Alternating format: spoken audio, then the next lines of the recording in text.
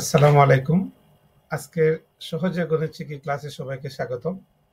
আজকে যে প্রশ্নটি নিয়ে আলোচনা করব সেই প্রশ্নটি হচ্ছে, একটি শ্রেণীতে যতজন ছাত্রছাত্রী আছে প্রত্যেকেই তত পয়সা চেয়ে আরো 25 পয়সা বেশি করে চাঁদা দেয়, মোট 75 টাকা উঠল। ওই শ্রেণীর ছাত্রছাত্রীর সংখ্যা কত? এই প্রশ্নটা যদি আমরা সমীকরণ তৈরি করে করতে যাই তাহলে অনেক সময়ে প্রয়োজন। এখানে প্রথমেই ছাত্রছাত্রীর সংখ্যা ধরে নিতে হবে ক, তাহলে প্রত্যেকেই তত পয়সা অর্থাৎ ক পয়সার সাথে আরো 25 পয়সা বেশি, ক যোগ 25 পয়সা, অর্থাৎ একজনের ক যোগ 25 পয়সা করে চাঁদা দেবে। তাহলে কজনের দেবে, ক দিয়ে গুণ করতে হবে, তারপরে 75 টাকাকে পয়সা পরিণত করতে হবে, তারপরে সমীকরণ তৈরি করবেন, তারপরে আমরা এই প্রশ্নটি সমাধান করব। আমরা এই প্রশ্নটা এভাবে না করে খুব সহজেই করতে পারি। এখানে মোট চাঁদা উঠেছে 75 টাকা।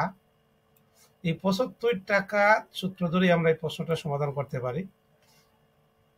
এবং 75 প্রতিটা শিক্ষার্থী যদি 25 পয়সা বেশি দেয়, আমরা যদি ধরে নেই এখানে 75 জন শিক্ষার্থী আছে এবং তারা 25 পয়সা আরো বেশি দেয়, তাহলে যোগ করে দিলাম আমরা 25 পয়সা।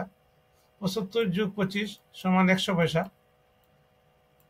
100 পয়সা, তাহলে প্রতিজনে যদি আমরা 100 পয়সা 1 টাকা হয়, যদি আমরা প্রতিজনে 1 টাকা করে চাঁদা দিই তাহলে 75 টাকা হয়ে যায়।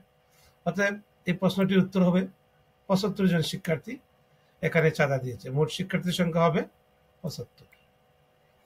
এভাবে উত্তর ধরেও আমরা অনেক সময় প্রশ্নের সমাধান করতে পারি, অথবা প্রশ্নের দেওয়া বিভিন্ন কোটেশন ধরে আমরা এই প্রশ্নগুলো সমাধান করতে পারি। নিয়োগ পরীক্ষায় এইভাবে অনেক প্রশ্ন আপনাকে আনসার করতে হবে। সময় নিয়ে এই ধরনের প্রশ্নের সমীকরণ তৈরি করে যদি আনসার করতে যান তাহলে সময়ের সাথে পাল্লা দিয়ে আনসার করা হবে না। ধন্যবাদ সবাই।